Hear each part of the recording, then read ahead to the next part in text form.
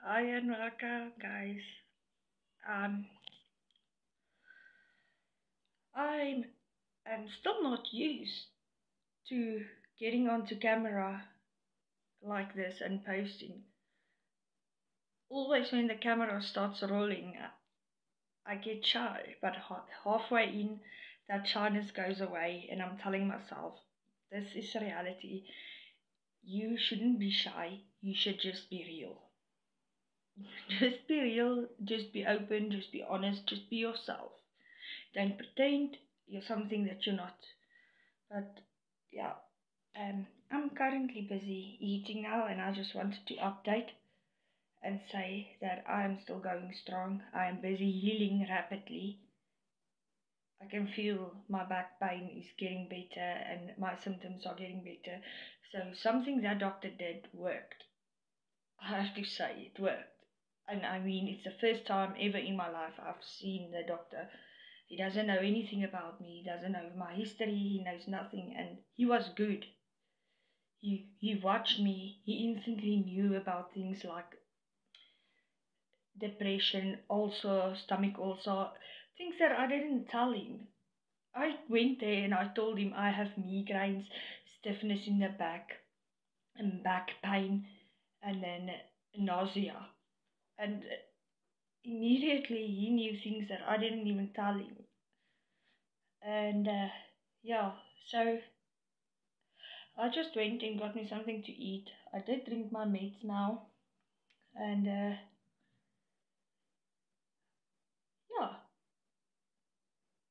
I'm actually proud of myself because I did get money today. And normally, when addicts get money, it's not a good thing. Please don't give an addict money for probably a year, and if you do, keep a close eye on them. Um, Ask them what did they do with it. I always keep my slips. I bought myself food. I did put data on my phone so that I can YouTube and make videos to spread awareness and to let young people see what the consequences are of the of drug abuse, because there's always a consequence and it's not fun. The beginning is always fun until it isn't. So I spend my money on food, YouTube, um, a tenth for the day, and a snack. So it was mostly towards positive things. And I did feel sorry for another person that's in a current situation where I've been, but just worse, because it looks like they don't have a house or anything or anyone. And we went stuck with our petrol, and we were walking to the garage. And I said, I'm just going to stand away from the petrol and I'm going to smoke a cigarette. And while I'm walking away, I'm lighting the cigarette. As I light the cigarette, I look up and I see another addict packing his little backpack. And my heart dropped because I know there's no help for them. And there's no shelter to go and sleep in for tonight like in America. There's no place for them to go and eat. They beg on the street, that's how they get along here. And he asked another black guy who drives a very expensive car, and the guy is like, no, no, this. And then when my friend was done throwing in petrol into that little can, and he approached me and I asked him, can he please give this 20 rand? Because I don't have money. I don't work, I'm in recovery. Can he please give this 20 rand to that guy? Because I can't go there and give it to him. I'm an ex-addict. What are people gonna think? They're gonna think, look at her buying drugs now. People are like that. They really are. They look and make their own assumptions. So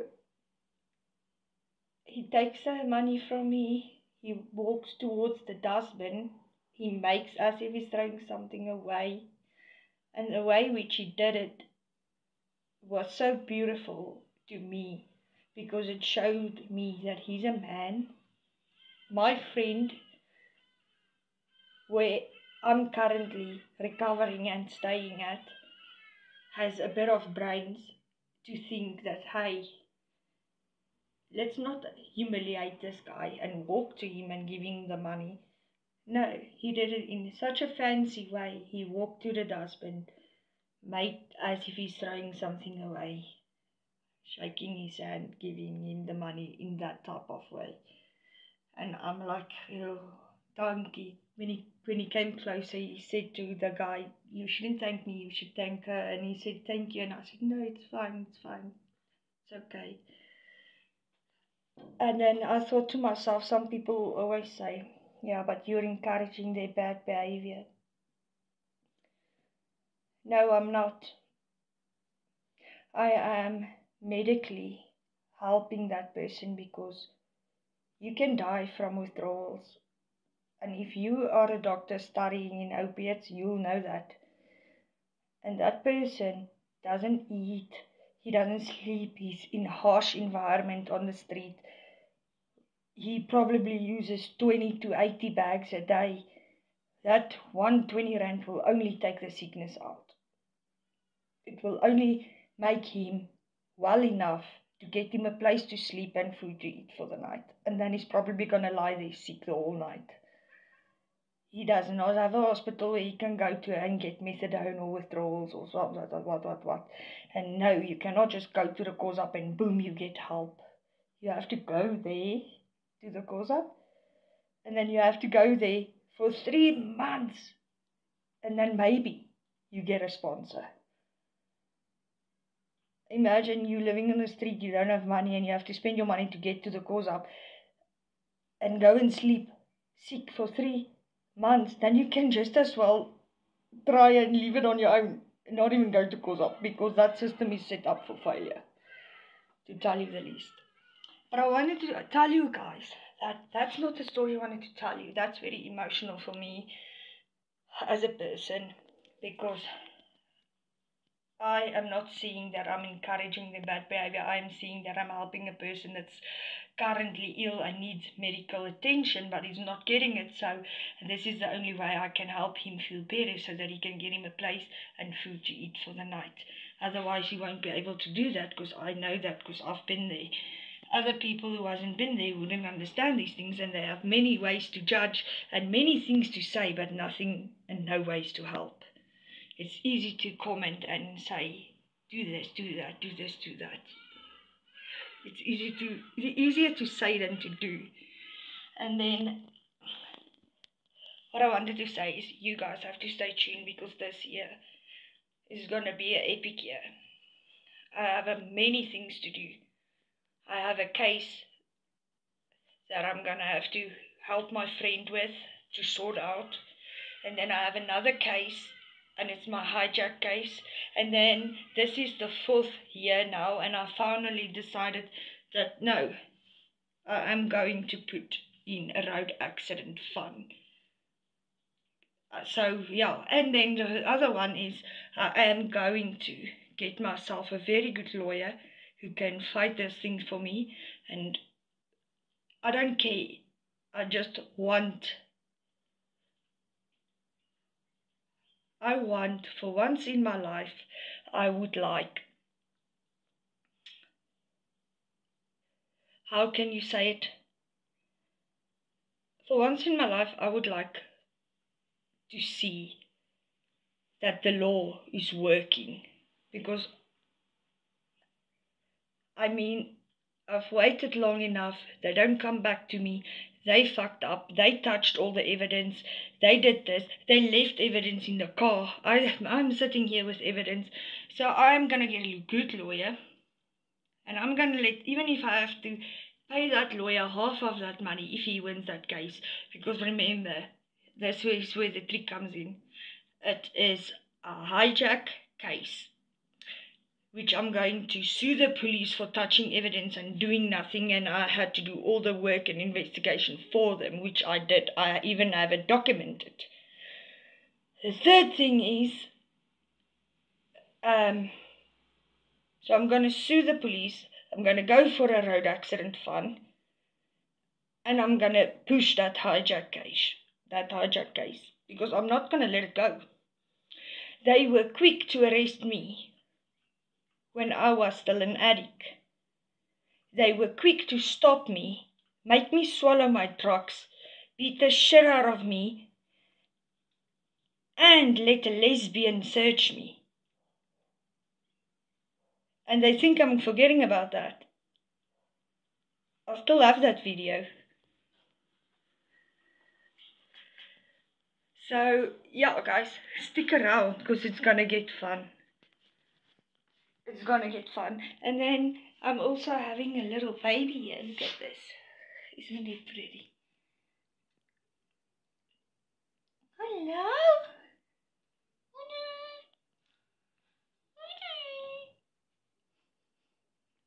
Oh,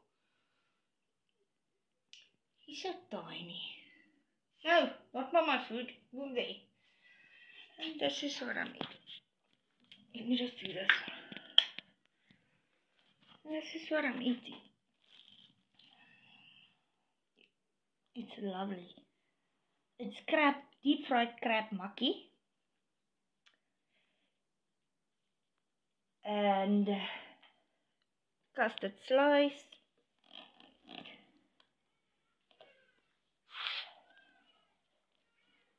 And then my nice tea, which is lovely. But anyways, good night, guys.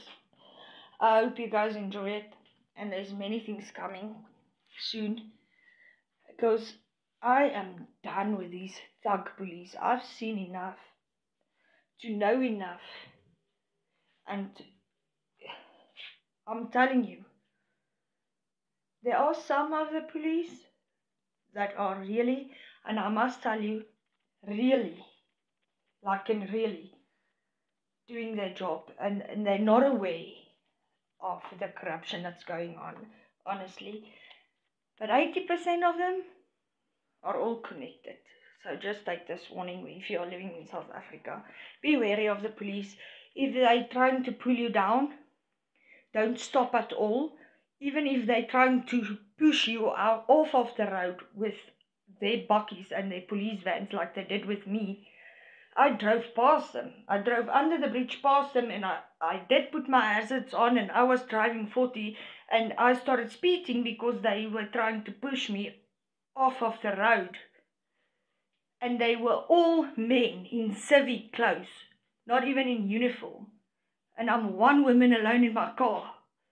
So obviously I'm not going to stop for them. There are 3 vans full of men, like 12 men. For one woman trying to push me off of the road, trying to get me to stop, but my hazard is on and I'm driving 40 miles per hour. Huh? Luckily I stopped in front of my yard and I got out, and immediately my friend jumped in to help me because I did hooted to let him to get out, and they wanted to search me.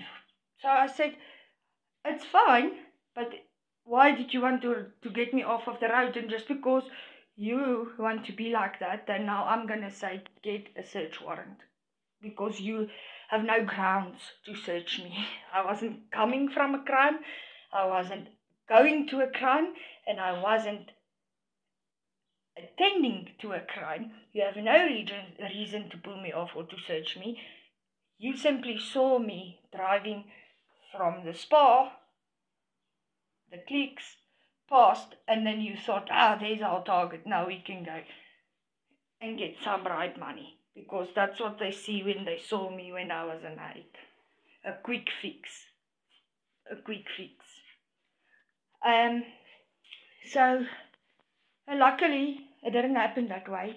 I think YouTube did take it down, because I did post my old channel's link in some of my videos, and I did say you guys can go and watch the video. I have it on video where they are pulling me down in civvies, trying to push me off the road with oncoming traffic, putting other people's lives at danger. The police, yes, I'm talking about them. So I'm just saying, people, please be wary of the police. Do not trust them. Do not stop for them. Put your hazards on. Do the right thing. Go to a place where there's a lot of people around, where people can see what's going on. Put your phones on record when they stop you. Record them. But they like to get violent first, and they like to grab your phones out of your hand. So keep a distance from them. And if you see them walking or coming closer towards you, just know they're busy trying to aim you to grab that phone out of your hand, because they don't like it when you expose them. So don't stop for them. If you want to stop for them, go to a public place like a garage where there's lots of people around. Put your hazards on or drive to the nearest police station, 30 miles an hour. Please, guys, be safe out there. Don't trust those thug police, okay? And stay tuned, because there's many things gonna happen this year. It's gonna be like a TV series. And believe me, you will enjoy it, because the drama in South Africa never stops.